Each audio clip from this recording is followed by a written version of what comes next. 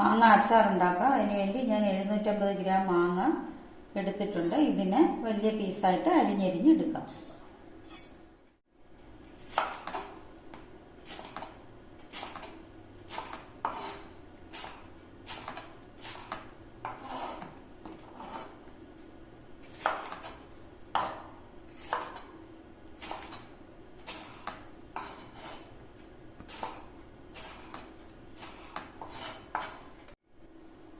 മാങ്ങ ഇതുപോലെ സ്ക്വയറായിട്ട് അരിഞ്ഞെടുത്തിട്ടുണ്ട്. ഇതിനെ നമുക്ക് ഒരു കലത്തിലോട്ട് മാറ്റി ഉപ്പിട്ട് വയ്ക്കാം.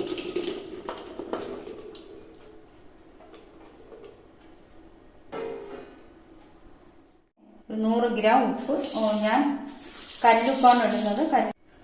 ഇനി ഇത് അടച്ചു മാറ്റി വയ്ക്കാം. നാളെ രാവിലെ ആവുമ്പോൾ ഉപ്പെല്ലാം നല്ല അലിഞ്ഞ് മാങ്ങയിൽ പിടിച്ചിരിക്കും.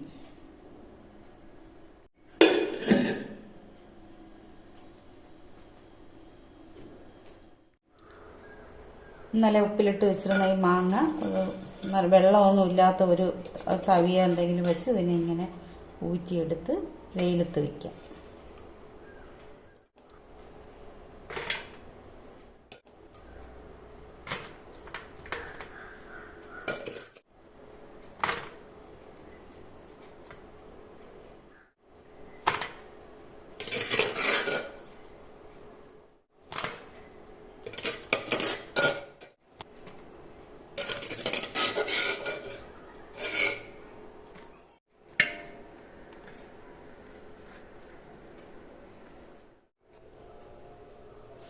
മാങ്ങ അച്ചാർ ഉണ്ടാക്കുന്നതിന് വേണ്ടി ഉപ്പിലിട്ട് വെച്ചിരുന്ന മാങ്ങ ഞാൻ ഒരു ദിവസം വെയിലത്ത് വെച്ച് ഇതുപോലെ ഒന്ന് ഉണക്കിയെടുത്തിട്ടുണ്ട്. ഇത് വെച്ച് നമുക്ക് മാങ്ങ അച്ചാർ ഉണ്ടാക്കാം. ഒരു പാത്രം അടുപ്പത്ത് വെച്ച് 2 ടേബിൾ സ്പൂൺ കടുക് ഇട്ട് കൊടുക്കാം.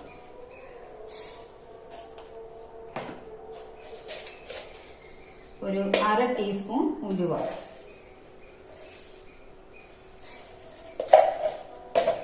ഇത് തീ കുറച്ച് വെച്ച് വറുത്തെടുക്കാം. കടുക് നല്ല പൊട്ടി ഇതിനി വേറൊരു പാത്രത്തിലോട്ട് മാറ്റി വയ്ക്കാം. തണുക്കുമ്പോൾ ഒന്ന് പൊടിച്ചെടുക്കാം. തരിയായിട്ട് വേണം പൊടിക്കാൻ, തീരെ പൊടിഞ്ഞു പോകരുത്. ഇതുപോലെ തരിയായിട്ട് പൊടിച്ചെടുത്തിട്ടുണ്ട്. അതേ പാത്രത്തിൽ തന്നെ 4 ടേബിൾ സ്പൂൺ എണ്ണ ഒഴിച്ചു കൊടുക്കും. നല്ലെണ്ണയാണ്. വെളിച്ചെണ്ണയിൽ വേണമെങ്കിലും ഇത് ചെയ്യാം. ഞാൻ നല്ലെണ്ണയാണ് എടുത്തത്.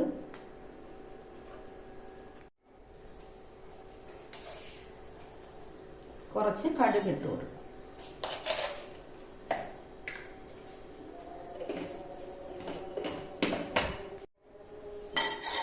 കടുക് പൊട്ടണം.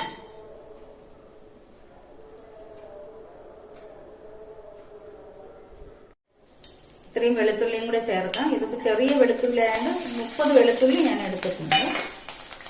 വലുതാണെങ്കിൽ ചെറുതായിട്ട് മുറിച്ചെടുത്താലും മതി. 15 എടുത്തിട്ട് ചെറുതായിട്ട് മുറിച്ചെടുത്താലും മതി.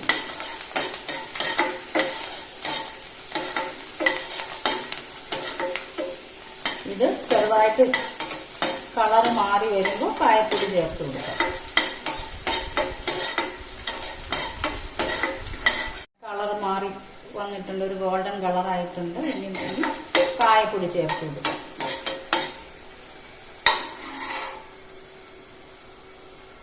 അര ടീസ്പൂൺ കായപ്പൊടി ഇട്ട് കൊടുക്കാം.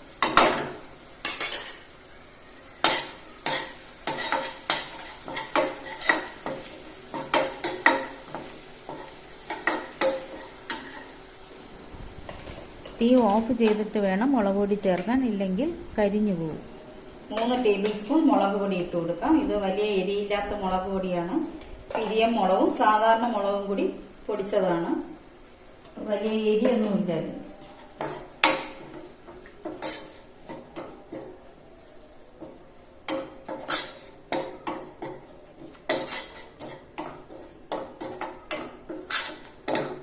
കുറച്ച് മഞ്ഞൾപ്പൊടി,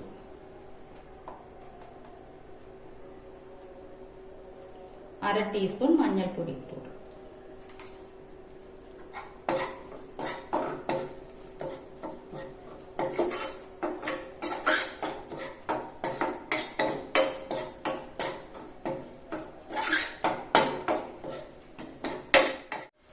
ഇനി പൊടിച്ചു വച്ചിരിക്കുന്ന കടുക് ചേർത്ത് കൊടുക്കുക.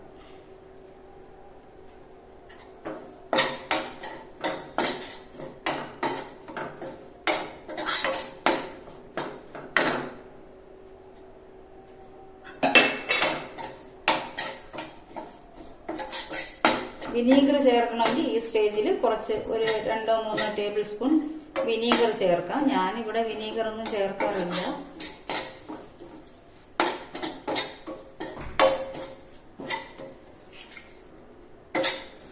ഇനി ഈ മാങ്ങയും കൂടി ഇട്ട് കൊടുക്കാം. ഇനി മാങ്ങ ചേർത്ത് കൊടുക്കാം.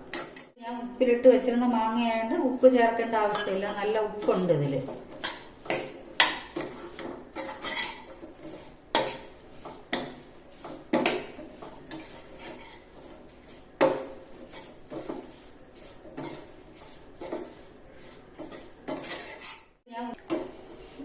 ഉപ്പിലിട്ട് വെച്ചിരുന്ന മാങ്ങയാണ്ട് ഉപ്പ് ചേർക്കേണ്ട ആവശ്യമില്ല. ഞാൻ ഉപ്പ് നോക്കി, നല്ല ഉപ്പുണ്ട്. 2-3 ദിവസം ഇങ്ങനെ ഇരിക്കുമ്പോഴേ ഇത് നല്ല അലിഞ്ഞു വരുള്ളൂ. ഇപ്പൊ കണ്ട അത് ഡ്രൈ ആയിട്ടിരിക്കും പോലെ തോന്നും. അത് 2-3 ദിവസം ആകുമ്പോൾ നല്ല അലിഞ്ഞ് നല്ലതായിട്ട് വരും. നല്ല ടേസ്റ്റാണ് ഇങ്ങനെ നോക്കണം മാങ്ങാക്കറി. മാങ്ങ അച്ചാർ റെഡിയായി. ഇപ്പൊ നല്ല മാങ്ങ സീസണാണ്, അതുകൊണ്ട് എല്ലാവരും ഈ മാങ്ങ അച്ചാർ ചെയ്ത് നോക്കണേ. ഇഷ്ടമായ ലൈക്കും ഷെയറും സബ്സ്ക്രൈബും ചെയ്യണേ.